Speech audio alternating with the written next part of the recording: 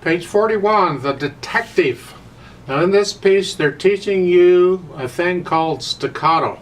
It's actually a symbol for it. It's a dot above or below the note. You look at the first measure. Those 4 quarter notes, they all have dots. If the stem goes down, they put the dot above the note. If the stem goes up, they put the dot below the note. Big deal. Doesn't matter. You play them the same way. It simply means disconnected. Staccato. There's different kinds of staccato. There's different techniques for playing staccato. Let's just take this slowly, a thing at a time.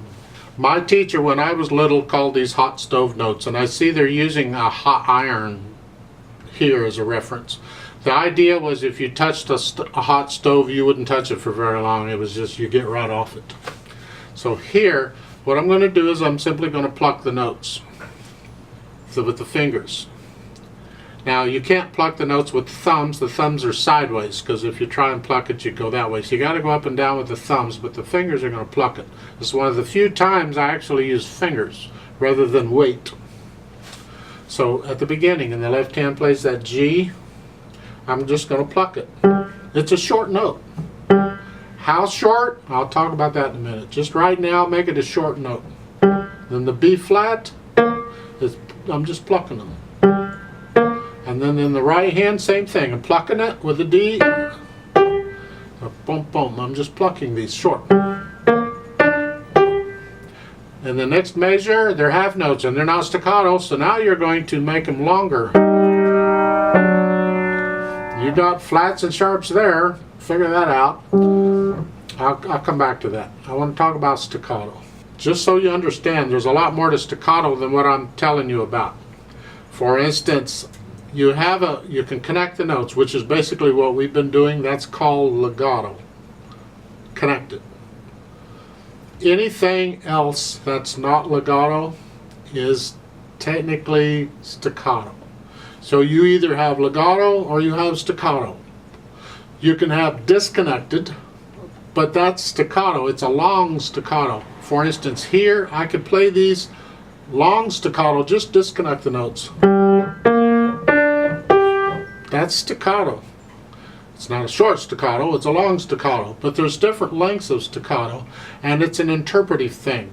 It's once you know the piece, how do you feel that staccato should be? Right now I'm telling you just do it short. We'll work on the short. We'll get more into staccato as time goes on. So, short. Now in the second measure, they have a note there, the left hand has to move, because now the left hand has to come down here. Here. Well, you've got to rest there, so you got time to move. So while the right hand is playing these notes, you got to get the left hand down there. It's up to you when, just make sure it's there before you need to play it. And then you got to come back up here. You're going to lift up and move. It's like at the end of a phrase. They don't have any phrasing here, but just lift up and move. Take my word for it, it's the end of a phrase. If you look at the words, you can go by the sentences in the words for the phrasing. And you'll see villain in the second measure ends with a period. So it ends a sentence, it ends a phrase. So you can lift up and move. So you're here, and that little split second there, that little bit of silence you get gives you time to move. You're not moving very far. You're here, and that's fine. So it's here.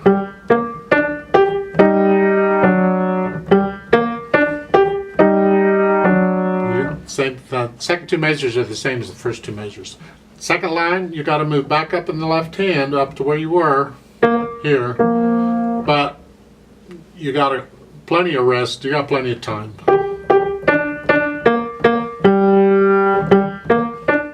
You got an F sharp in the last measure in the right hand. There.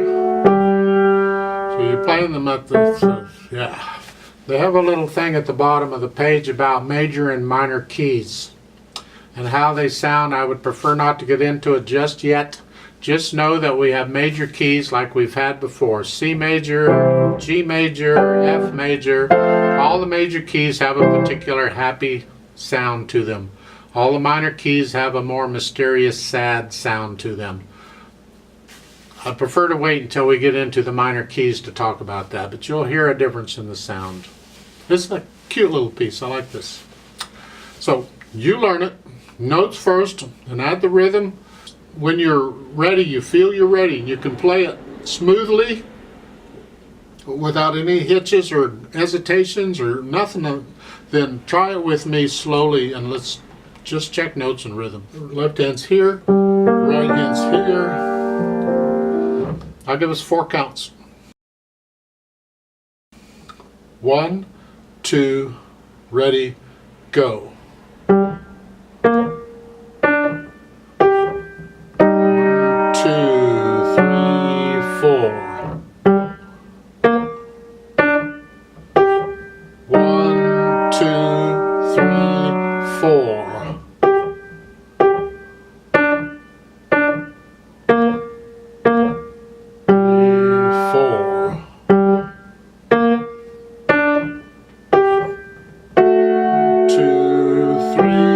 4 off.